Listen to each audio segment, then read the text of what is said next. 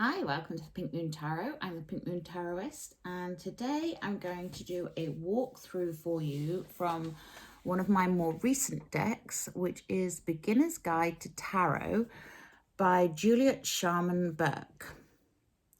Now, the reason I'm putting this one on here is because those of you that are wanting to start out in tarot, I would say start with the Rider-Waite ordinarily. But having said that, I really like this one. And it's very simple to follow. So you've got this beautiful box. That's the back of it. And inside is a really comprehensive guide. I mean, look at that bad boy. That is a proper full-on book. Juliet Sharman-Burke has outdone herself, basically. She has done the introduction, she's done the minor arcana, the major arcana, and then simple reading for major arcana, simple reading for complete deck, and then the acknowledgements. But each card, if you can see here, has a really comprehensive description with the divinatory meaning and description of the card, but it also has these little bits on the side here. So it says cups are raised in good cheer, including joy. And then it talks about the garlands and, you know, so it points out all the major things within the picture on the card. And I really like that. For a beginner, this would be a really good way of getting to read your card in a more personal way. So it's really lovely, and like I say, it's very, very full on. You know, you've got really comprehensive meanings for each of the cards here. It is a bit of a nod to the original Rider-Waite. And, you know, then you've got your sample readings, how to lay the cards out, what each piece means, and sort of sample readings. So it's really lovely there. It also comes with the thing that I never use, but it also comes with a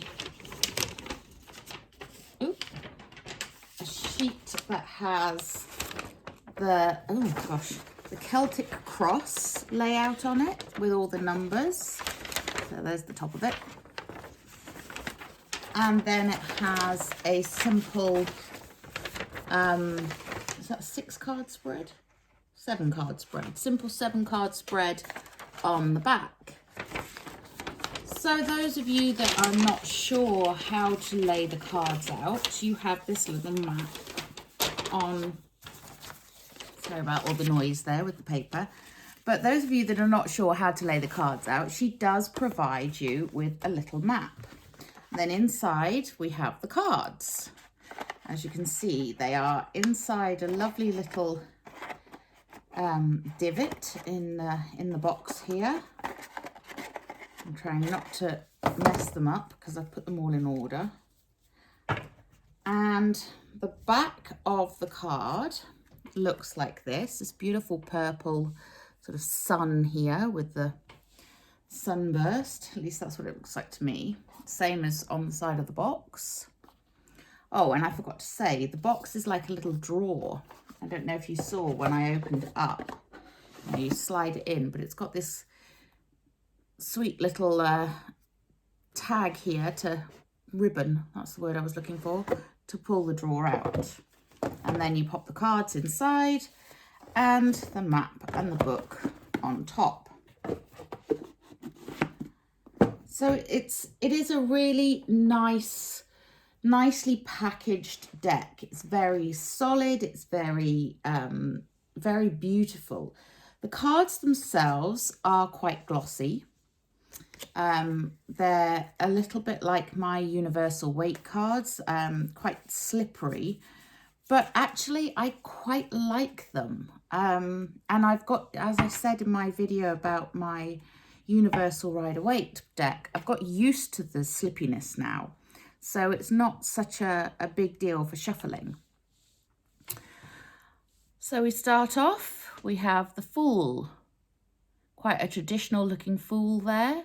Like I say, it's a good nod to the traditional Rider-Waite. And the Magician.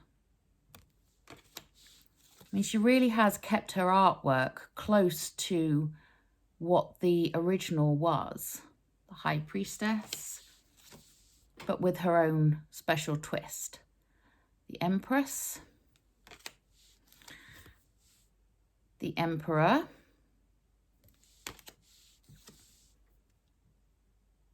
The Hierophant. Forgot where I got to.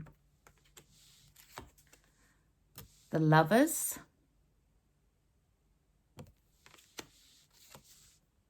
The Chariot. Justice.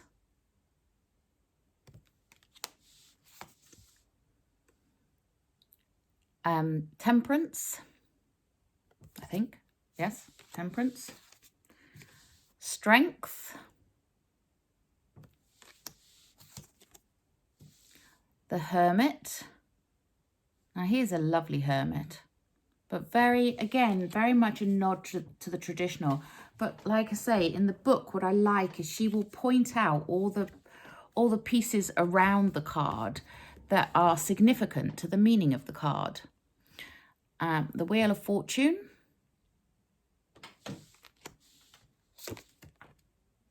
The Hanged Man.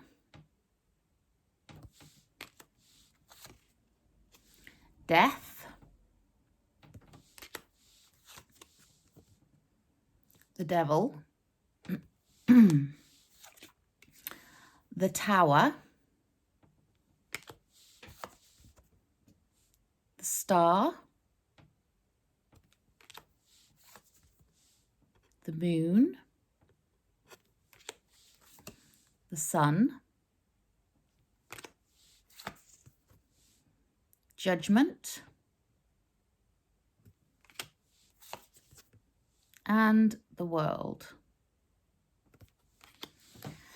Now, the interesting thing about this is she hasn't put any numbers on these. And in actual fact, I think her numbering is slightly different. If she did have numbers, the order that I have them here is the order that they appear in the book. But I know, for example, that Death is number 13, and I don't think it is in this one. So let's just check. 1, 2, 3, 4, 5. No. You see, the Wheel of Fortune is number 13 in this deck. So she has changed the order, and I know that Death, the Devil, and the Tower don't come next to each other in the traditional sets. So that is a deviation from the original. But like I say, she's not numbered them. So whether that was deliberate, whether that was a conscious thought and she just brought them out in the order that made sense to her, I have no idea. And once you shuffled the deck, it doesn't really matter what order they are in originally. The obviously the important thing is the meaning. But it is interesting that the numbers do not correspond to the original tarot layout. But the really interesting thing is how similar some of the pictures are to the original Rider-Waite. So there is that nod to the tradition, while also being a step away from it with the reordering of the major arcana. And the non-numbering. The non-numbering is quite...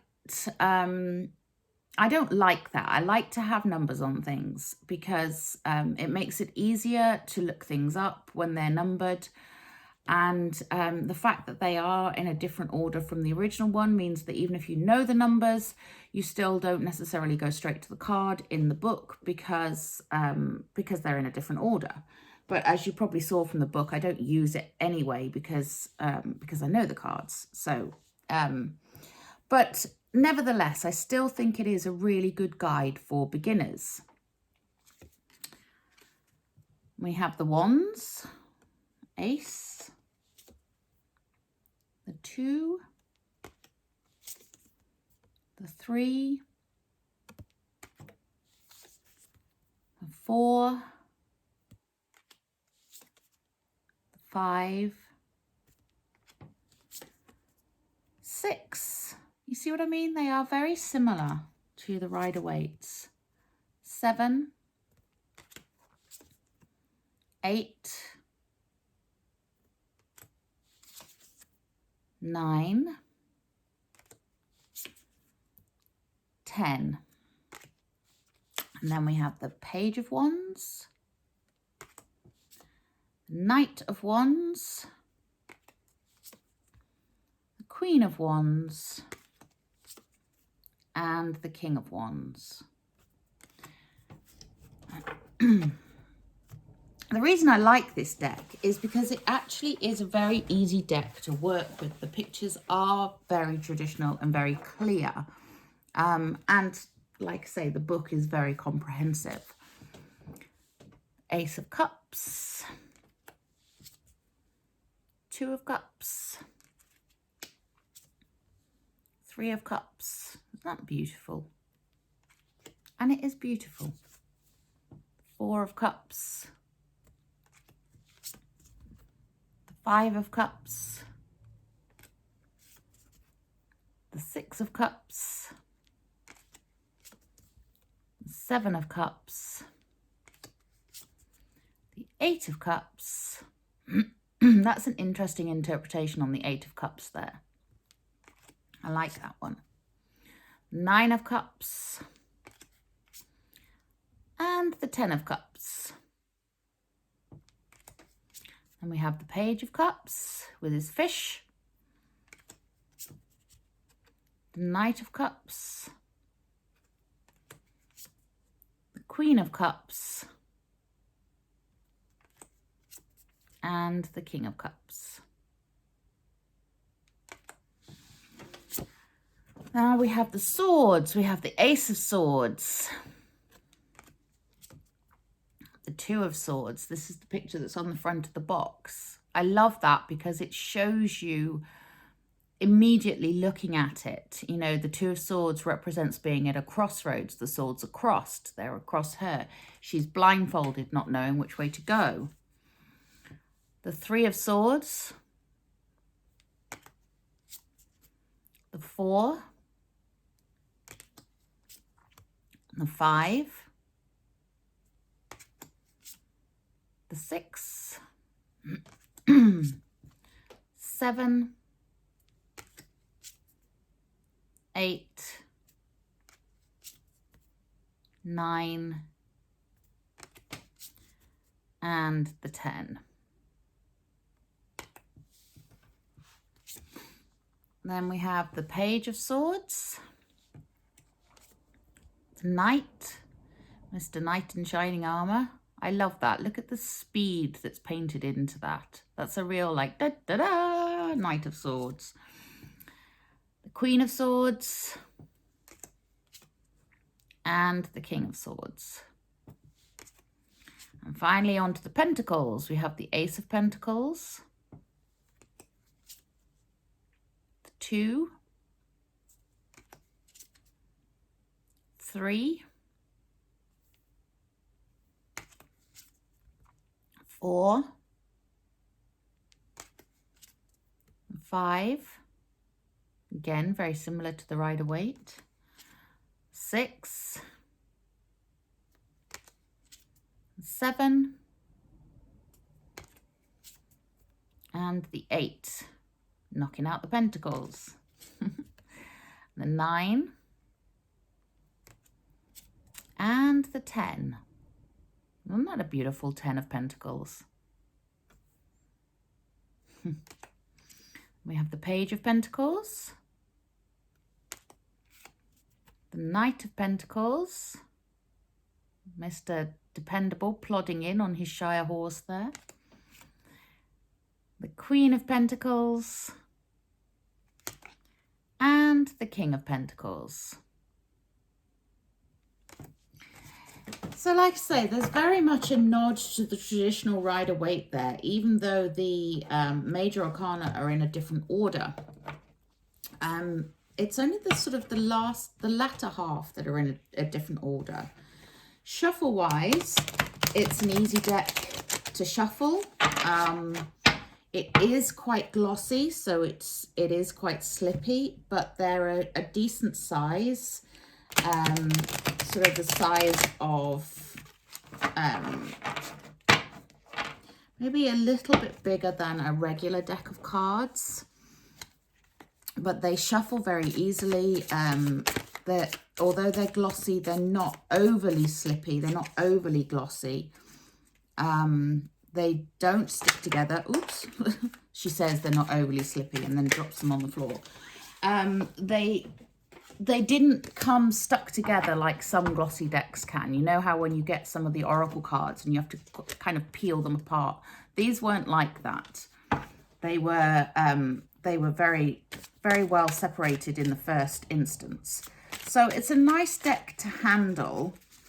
I personally prefer a matte finish, but you know, the gloss on this doesn't bother me. It doesn't hamper my feeling towards the deck. And the thing with this deck as well, I connected with it very, very quickly, and that's a good sign to me. When you can handle a deck and you can know the deck instantly, then you know, then that's a sign to me that it's quite a simple deck to use. And it is called the Beginner's Guide to Tarot.